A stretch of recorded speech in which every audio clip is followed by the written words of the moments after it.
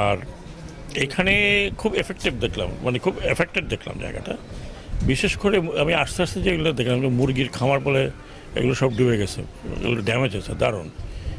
তারপরে মাছের, এই এলাকা তো মাছের জন্য বিখ্যাত ছিল, হ্যাঁ, 14 গ্রাম, দেবিদ্বার, কুমিল্লা, এসব জায়গা।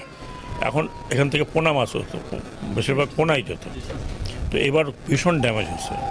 তারপরে যে এগ্রিকালচার ড্যামেজ হয়েছে, গরু গরু গরু ছাগল এগুলো ড্যামেজ হয়েছে।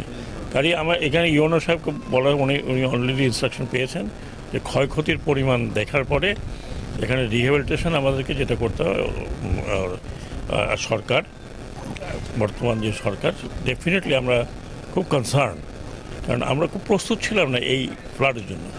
নর্মালি আমাদের দেশে ফ্লাড হয়, সেটা আমরা ট্যাকেল করি, কিন্তু এটা হঠাৎ করে একটা ফ্লাড হয়ে গেছে, হ্যাঁ। আর এই যে মানে আমরা এমন সময় আসছি এখানে বিশাল একটা রেভলিউশন হয়ে গেছে, যারা ছাত্ররা, বৈষম্য বিরোধী ছাত্ররা নিজের রক্ত দিয়ে করেছে। তো সেই জায়গাতে আমরা আশা করি যে আমরা যদি প্রপারলি টেক কেয়ার করতে না পারি, তাহলে আমাদের মধ্যে বাকিদের মধ্যে কী তফাৎ থাকবে। এখানে আমি দেখলাম এই যে ছাত্ররা পিছনে এরা দিন রাত খাটছে, এখানে সামরিক বাহিনী আপনারা দেখতেই পাচ্ছেন। তো তারপরে পুলিশ এবং উপজেলা যে যারা আছেন কর্মকর্তা, ডিসি, এসপি, সবাই কাজ করছেন।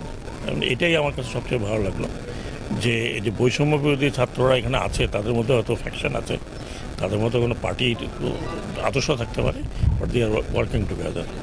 আমি মনে করি ইনশাল্লাহ এই পোস্ট ফ্লাড রিহ্যাবিলিটেশনটাও সুন্দরভাবে হবে, এবং আশা করি, কারণ আগে তো ধরেন একটা পলিটিক্যাল আবর্তের মধ্যে হতো, এখন তো আর পলিটিক্যাল আবর্ত নাই। সেই জন্য আশা করি যাদের যা প্রাপ্য ইনশাল্লাহ তারা পাবে। আমি এটুকু বলবো, এবং আপনাদের সকলকে ধন্যবাদ। বিশেষ করে এখানে সেনাবাহিনী যারা আছে, ছাত্ররা আছে, অ্যাডমিনিস্ট্রেশন, যাদের ক্ষতি হয়েছে সেই ক্ষতি তো ইমিডিয়েটলি পূরণ করা যাবে না, বাট ডেফিনেটলি পূরণ করা যাবে। তো এটা তো রিহ্যাবিলিটেশন প্রোগ্রাম আছে, আমরা আলোচনা করে আরও রিহ্যাবিলিটেশন প্রোগ্রাম কোথায় কী লাগে, ডিস্ট্রিক্ট অ্যাডমিনিস্ট্রেশন থেকে যখন যাবে তখন এটা কোঅর্ডিনেশন হবে। Thank you.